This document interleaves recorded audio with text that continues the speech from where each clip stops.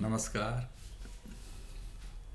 चक्र कोश और आध्यात्मिकता की वीडियो सीरीज़ की नेक्स्ट वीडियो जो कि 10वीं है, 10th वीडियो में आप सभी का स्वागत, अभिनंदन। आज इस वीडियो में हम चर्चा करेंगे लोक, कोश, चक्र और पंच महाभूत, 5 फंडामेंटल फैक्टर्स, वो कैसे संपर्कित हैं, क्या संबंध है। तो आज इस पर चर्चा होगी। और इससे पहली वाली वीडियो में जो चर्चा हुई थी वो हुई थी कि किस तरह से हम अष्टांगिक योग साधना के द्वारा उस परब्रह्म परमात्मा के साथ संपर्कित हो जाते हैं, कैसे उनके साथ जुड़ जाते हैं, कैसे योग युक्त हो जाते हैं, कैसे यूनिफाई हो जाते हैं। और श्री श्री आनंद मूर्ति जी जो कि आनंद मार्ग के प्रवर्तक हैं, उन्होंने आनंद सूत्र के दूसरे अध्याय में कहा है कि तस्मिन् उपलब्धे परमा तृष्णा निवृत्ति, यानी कि उनको उनके साथ निकटता होने पर, उनको प्राप्त करने पर सभी प्रकार की लालसाएं, तृष्णाएं, सब कुछ शांत हो जाता है, परम आनंद घन अवस्था प्राप्त हो जाती है। तो जो लास्ट वीडियो में चर्चा की थी उसको थोड़ा सा एक बार रिवाइज कर लेते हैं। उसमें बताया गया था कि अष्टांगिक योग साधना में जो अष्टांगिक का मतलब है जिसमें 8 अंग, जिसके 8 अंग होते हैं।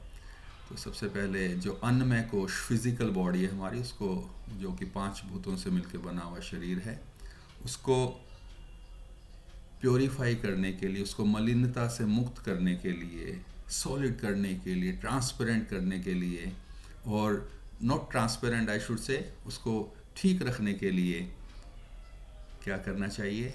हमें आसन, proper diet, physical labour, fasting, उपवास, जो कि आसन जो है, जो कि तीसरा अंग है, थर्ड लिम्ब है अष्टांगिक योग साधना का, वो हमें इस अन्नमय कोश यानी पंचभूत शरीर को दुरुस्त रखने के लिए, ठीक रखने के लिए हमें करना चाहिए।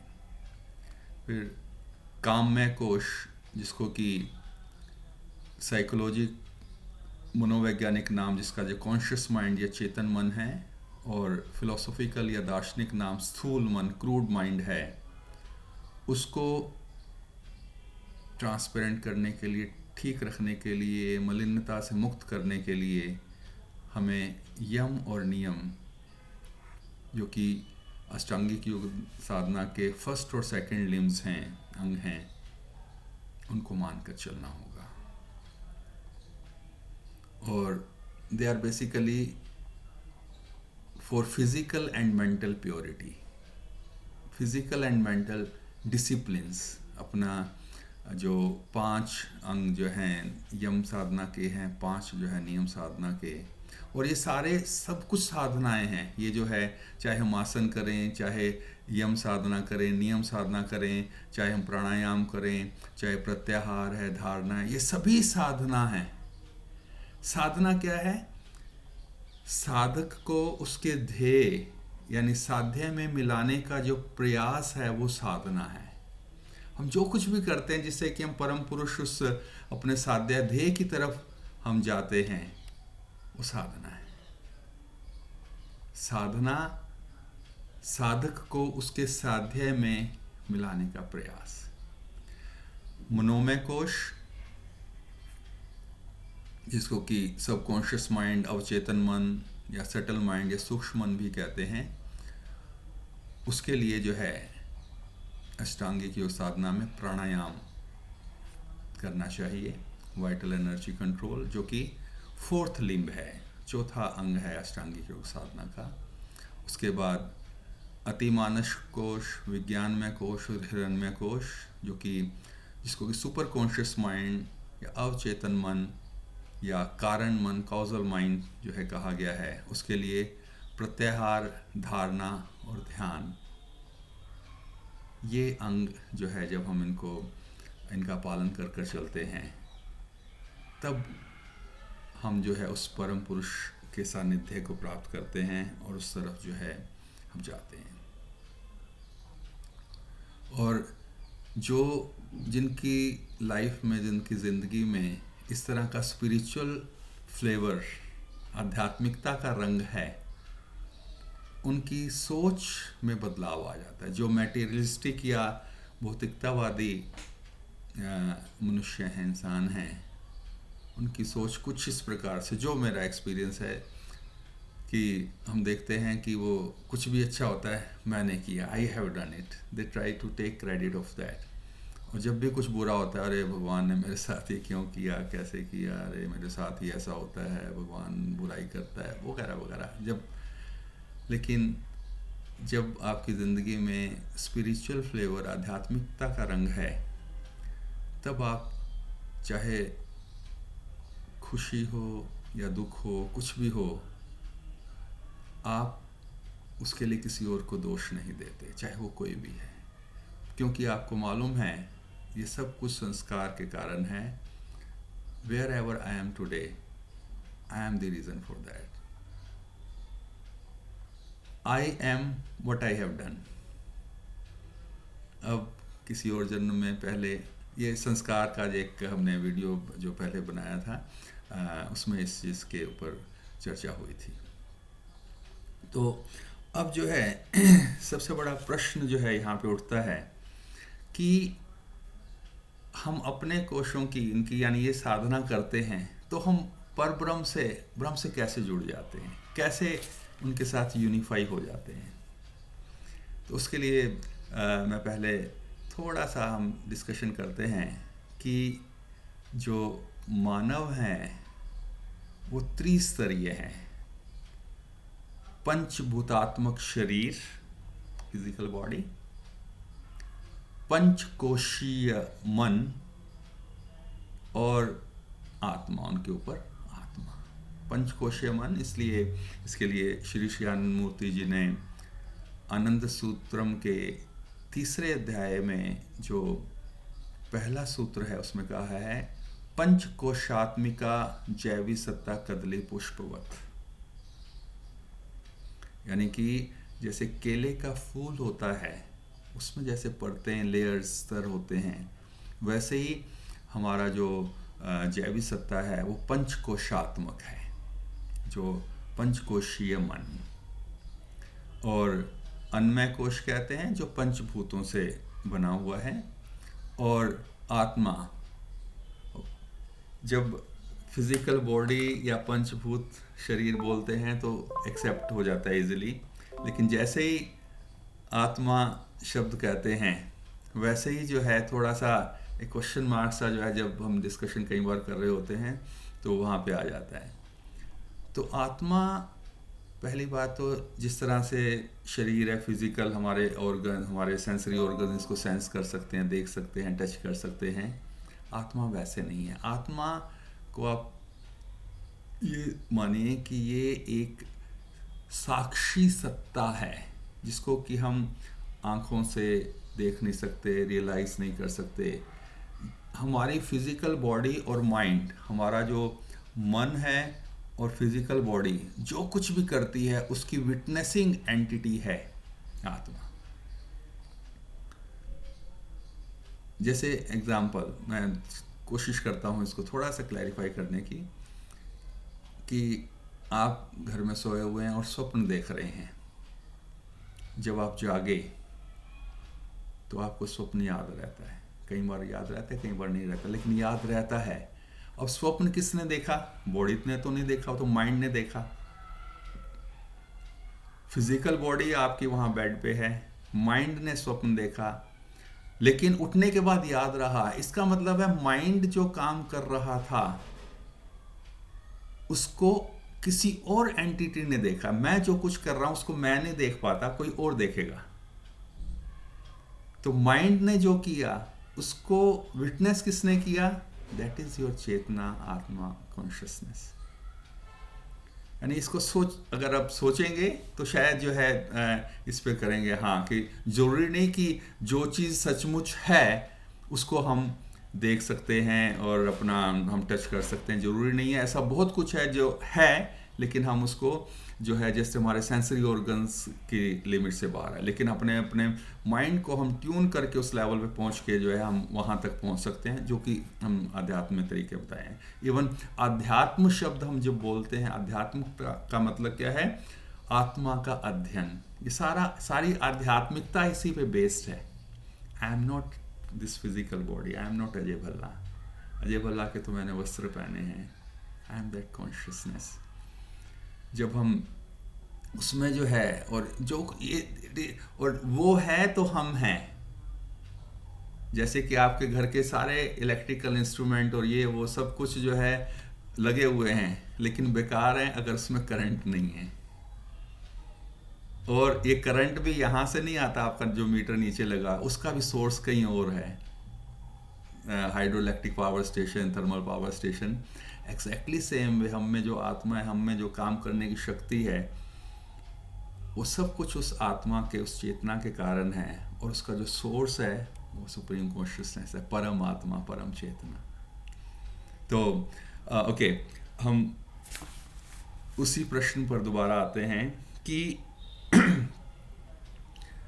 कैसे जब हम अपने कोशों को क्लीन करते हैं, उनको सॉलिडिफाई करते हैं, तो कैसे हम परब्रह्म के साथ मिल जाते हैं। तो उसके लिए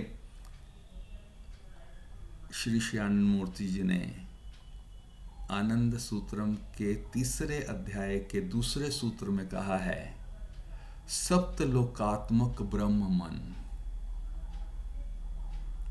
जो ब्राह्मी मन है वो सप्तलोकात्मक है, और हम सब उस ब्रह्म के मानस पुत्र और पुत्रियां हैं। उनके माइंड में सब कुछ है, एवरीथिंग। और कैसे? जो सप्तलोक है वो क्या है? भूलोक, भूवलोक, स्वलोक, महालोक, जनलोक, तपलोक, और सबसे ऊपर जो है सत्यलोक। जो सबसे पहला भूलोक और सबसे ऊपर वाला सत्यलोक, उनके बीच में जो 5 लोक हैं वही हमारे पंचकोश हैं मन के। जो भूलोक है उसी से पंच तत्व बना है, पूरी दुनिया, पूरा ब्रह्मांड फिजिकली उसी पंच तत्वों से बना है, जो हमारा अन्न है। यानी कि जो सप्तलोक है ब्राह्मी मन का, उसमें भूलोक हमारा अन्नमय कोश, पंचभूतात्मक शरीर, 5 अगले जो है लोक वो हमारे मन का 5 कोश।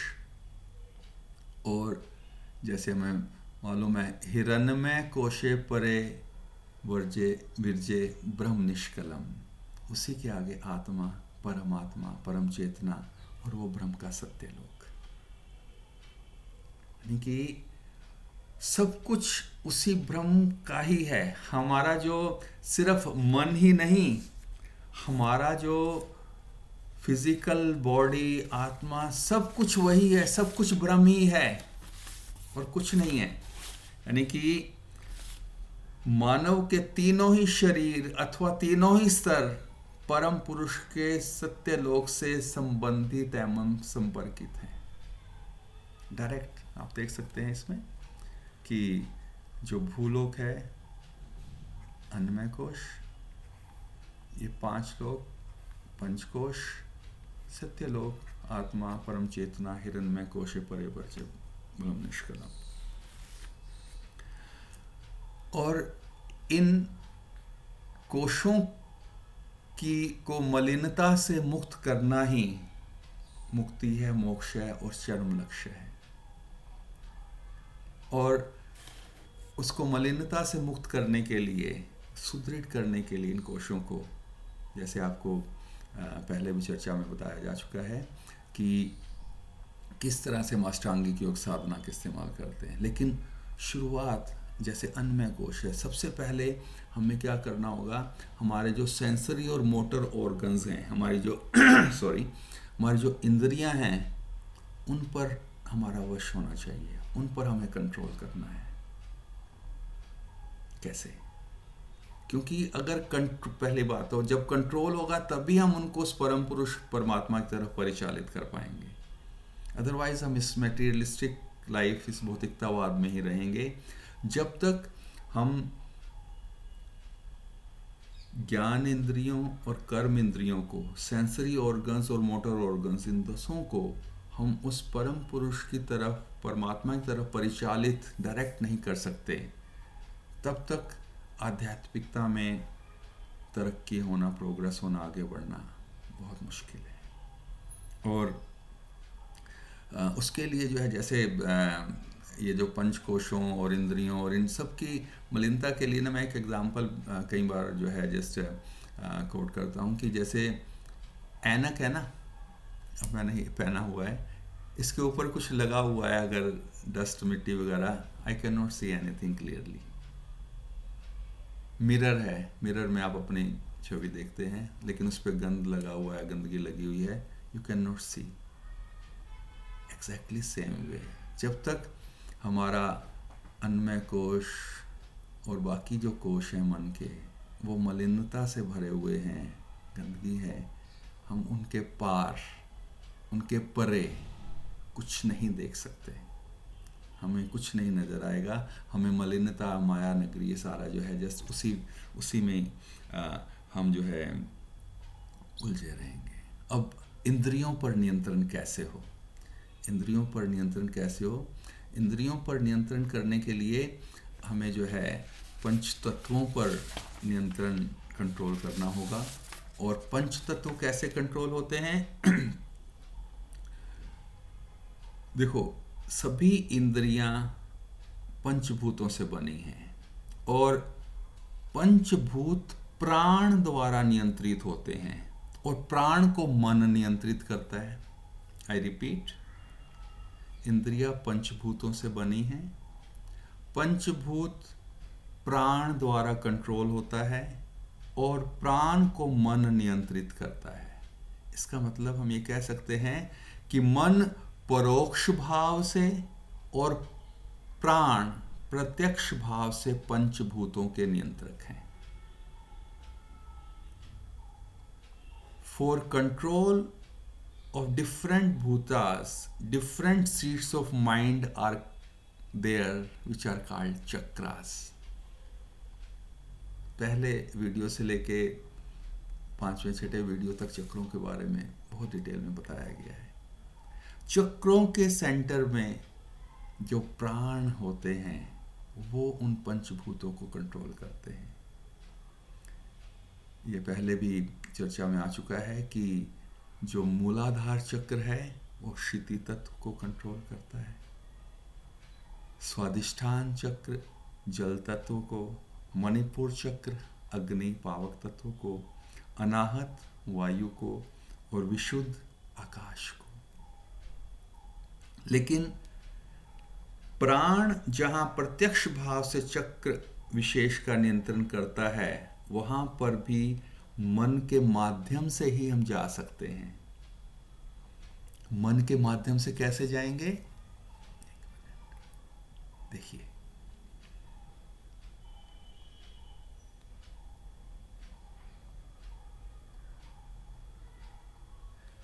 काममय कोश, काममय कोश मूलाधार चक्र को,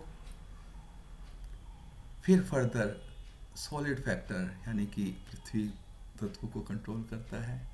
मनोमय कोश स्वादिष्ठान चक्र को, अतिमानस कोश मणिपुर चक्र को, विज्ञानमय कोश अनाहत चक्र को और हिरण्मय कोश शुद्ध चक्र को कंट्रोल करता है, नियंत्रण करता है। देखिए कैसे जो है लोक कोश चक्र और पंचभूत तत्व आपस में संपर्कित है, कनेक्टेड है। आज्ञा चक्र जो है वो मेन कंट्रोलर है, that is called seat of mind. Direct किसी एक को नहीं, लेकिन सभी का परोक्ष भाव से कंट्रोल आज्ञा चक्र के थ्रू ही होता है। और श्री श्री आनंद मूर्ति जी ने कहा है कि जो इस आज्ञा चक्र के थ्रू वृत्तियों को, चक्रों को कंट्रोल या नियंत्रण में लाने का प्रयास कर रहा है, उसको साधने की कोशिश कर रहा है, वही साधक है। और जो इस पथ पर परम पुरुष को सरेंडर करके चल रहा है, अवश्य ही आध्यात्मिकता के पथ पर उनकी उन्नति होगी ही, और वो परमागति को अवश्य प्राप्त होंगे। चित्त वृत्तियों पर नियंत्रण, ये बीच में एक बार शब्द आया, चित्त वृत्ति। अब चित्त क्या है? चित्त is a kind of screen of mind. हम जो कुछ भी सेंस करते हैं, हमारे माइंड का एक पोर्शन वही बन जाता है। मैं यहाँ बैठा हूँ, मुझे कुछ ख्याल आया, जस्ट अंदर उसकी पिक्चर बन गई, चित्त ने वो फॉर्म ले ली। मैं यहाँ बैठा हूँ, उधर से खुशबू आई हलवा की, हलवा बनाया है मम्मी ने। क्या होगा कि जो मेरे माइंड का चित्त पोर्शन है, उसी की फोटो, मतलब जस्ट उसी की फॉर्म ले लेता है। तो मनोवैज्ञानिक दृष्टि से मन के जो ये 3 पार्ट हैं, कौन कौन से? चित्त, अहम और महत। बहुत ही ज़रूरी है इसके बारे में ज्ञान होना, और इन्हीं पर अगले वीडियो में चर्चा होगी कि मन के जो चित्त, अहम और महत क्या है। Done I, doer I, existential I क्या है, कैसे हैं, और किस तरह से एक पार्ट की अधिकता और दूसरे की अधिकता से क्या फ़र्क पड़ता है, कैसे हमारी स्पिरिचुअल प्रोग्रेस होती है, ये हम अगले वीडियो में चर्चा करेंगे। तब तक के लिए धन्यवाद, नमस्कार, प्रणाम।